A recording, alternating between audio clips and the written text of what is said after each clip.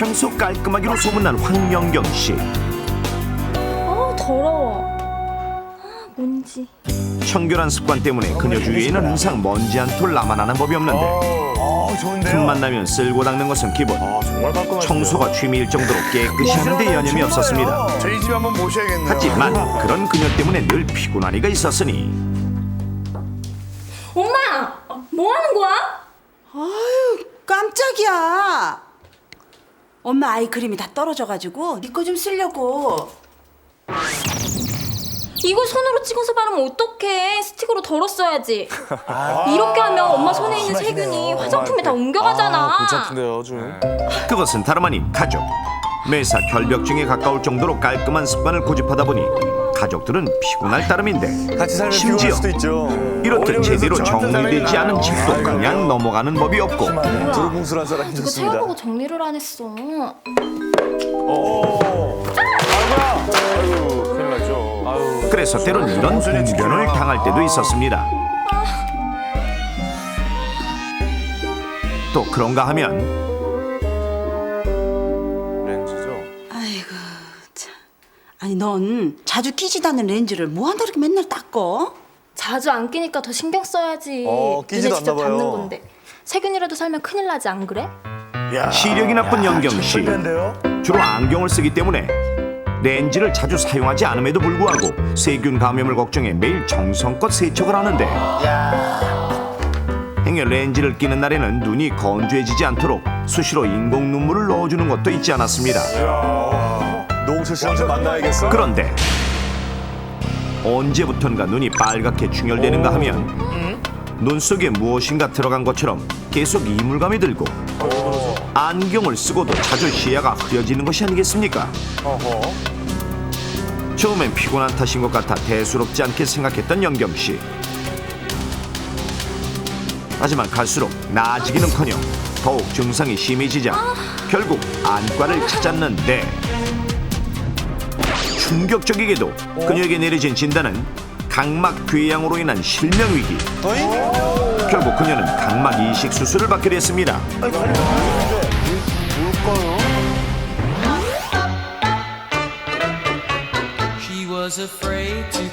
이분은 타고난 동안인 외모와 날씬한 몸매로 평소 주변 남학생들에게 인기가 많은 김정숙 씨. 매일 미니홈피에 새로운 사진들을 업데이트하며 인기 관리에 신경 쓸 만큼 자기 관리에 철저한 듯 보이는데 하지만 그런 그녀에게도 남들이 모르는 치명적인 단점이 있었으니 언니. 바로 외모와 달리 매우 지저분한 생활 습관. 야, 남의 일 같지가 않네요. 언니. 이게 방이냐? 돼지우리지. 놀이지. 시끄러. 나가. 저런 모습이. 왠지 정겨운데요, 근데. 청소는커녕 씻는 것조차 귀찮아 인간미가 있어요. 휴일에는 아예 세수조차 하지 않는 경우가 허다했습니다. 또한 외출 후에 돌아와서는 저렇게 이쁜데. 화장을 지우지도 않고 심지어 렌즈를 낀 채로 잠들 때도 많았는데 때문에 잠에서 깨 렌즈를 낀 걸 모르고 눈을 비비다가 상처가 나기도 했지만 아직까지 다행히 큰 문제는 없었습니다. 이처럼 게으른 그녀지만 외모 관리를 위해 매일 빼놓지 않고 챙기는 비장의 무기가 있었으니 바로 색깔별로 다양하게 구비된 서클 렌즈. 서클 렌즈. 딱히 시력이 나쁜 것도 아니었지만 초롱초롱한 눈망울 연출을 위해 눈이 아픈 날에도 빠짐없이 사용했는데 눈동자가 커 보이죠? 서클 렌즈. 하지만 오늘따라 마음에 드는 색깔이 없자 실망하던 그때 맞다! 무엇인가 생각난 듯 서둘러 밖으로 나가는 정숙 씨. 잠시 후 환한 얼굴로 들어오는데 그녀가 가져온 것은 바로 며칠 전 동생이 새로 장만한 서클 렌즈. 동생아 미안. 동생은 언니가 그거예요? 하루만 낄게. 흡족한 정숙 씨는 마지막으로 눈을 더 촉촉하게 보이기 위해 인공 눈물을 넣는 것도 잊지 않았습니다. 하지만 한 달 후 어찌된 용물인지 눈이 아프고 잘 보이지 않는 증상이 나타났고 날이 갈수록 점점 심해지자 결국 안과를 찾게 된 정숙 씨. 그런데 놀랍게도 정숙 씨에게 내려진 진단은 영경 씨와 같은 실명 위기. 이렇듯 평소 청결하게 렌즈를 관리했던 영경 씨와 반대로 여러 렌즈를 사용하며 세척마저 소홀히 했던 정숙 씨가 똑같이 실명 위기를 맞게 된 것은 바로 가시아메바라는 아메바의 한 종류에 감염됐기 때문으로. 이것은 두 사람이 평소 의심 없이 공통적으로 해왔던 어떤 잘못된 습관에서 비롯된 것인데, 그렇다면 이들을 실명 위기에 빠뜨린 잘못된 습관은 과연 무엇일까요? 정답은 렌즈 보관 용기를 제대로 소독하지 않는 습관입니다. 다 놓쳤네. 야, 저걸 놓쳤네. 평소 렌즈를 자주 끼지 않음에도 불구하고 꼼꼼하게 세척했던 영경 씨. 하지만 렌즈를 보관하는 보관 용기는 수돗물에 헹구기만 할 뿐 제대로 소독하지 않았고, 정숙 씨 역시 여러 개의 서클렌즈를 사용함에도 불구하고 렌즈 보관 용기의 소독을 소홀히 해 그 속에 살고 있던 가시아메바에 감염된 것입니다. 가시오가피가 아니에요. 그렇다면 듣기에도 생소한 가시아메바는 도대체 무엇일까요? 가시아메바는 주로 수돗물이나 수영장, 토양 등에 서식하는 원생동물로 눈에는 잘 보이지 않지만 우리 주변 곳곳에 분포하고 있는데, 습도가 높은 환경에서는 이렇듯 활발히 활동하다가 환경이 나빠지면 세포벽을 두텁게 해 죽지 않고 스스로를 보호하는 강력한 생명력을 가지고 있습니다. 가시아메바는 눈을 통해 감염을 일으키는 균주로 가장 일반적인 감염 경로는 물탱크에 저장된 수돗물에 의한 것인데, 컨택트 렌즈를 수돗물로 헹굴 경우 수돗물에 살고 있던 가시아메바가 렌즈로 옮겨와 잠복해 있다가 각막에 상처가 났을 때 렌즈를 끼면 각막으로 침투해 감염되는 것입니다. 특히 가시아메바는 일반인에 비해 컨택트 렌즈를 착용하는 사람에게 감염될 확률이 무려 450배나 높다는 사실. 하지만 수돗물이 아닌 생리식염수나 세척액을 사용한다 하더라도 가시아메바에 감염될 가능성이 높은 습관이 또 있으니, 바로 렌즈 보관 용기를 수돗물로 씻고 보존액만 넣어 사용하는 습관입니다. 저렇게 해도 안 되는군요. 자, 그렇다면 실제 콘택트 렌즈를 사용하는 사람들은 렌즈 보관 용기를 어떻게 사용하고 있을까요? 넘버원에서 직접 거리로 나가 렌즈 사용자들에게 물어봤습니다. 렌즈 보관 용기 세척을 어떻게 하시나요? 그냥 렌즈 세척하는 거랑 똑같이 그냥 그거 뿌리고 물로 헹구거나 그렇게.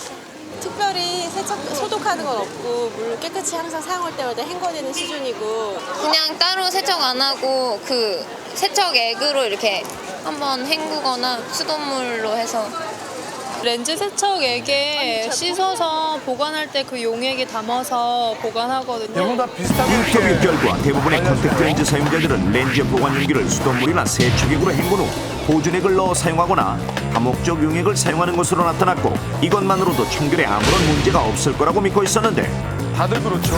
하지만 렌즈 보관 용기 역시 습기가 높아 수돗물은 물론 세척액이나 다목적 용액을 사용해 헹군다 하더라도 그 안에 가시아메바가 증식할 확률이 높다는 사실. 그렇다면 실제 우리가 사용하는 컨택트 렌즈 보관 용기 속에 얼마나 많은 가시아메바가 살고 있을까요?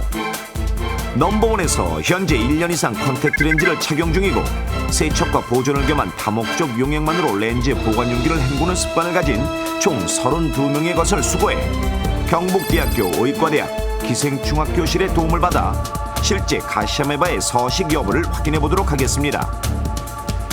실험은 수거한 렌즈 보관 용기 안에 들어있던 다목적 용액의 일부를 채취해 일주일 동안 배양하도록 하는데, 일주일 후 배양 결과를 확인한 결과 놀랍게도 총 32개의 렌즈 보관 용기 중 무려 29개에서 일반 세균이 검출됐고, 다 나왔네요. 다 나왔어. 뿐만 아니라 눈의 각막 궤양을 일으킬 수 있는 곰팡이균이 중복되어 검출된 것만도 6개. 무섭네요. 그리고 한 개의 보관 용기에서 가시아메바가 서식하는 것으로 나타났습니다. 이번엔 검출된 가시아메바를 현미경으로 확대해보니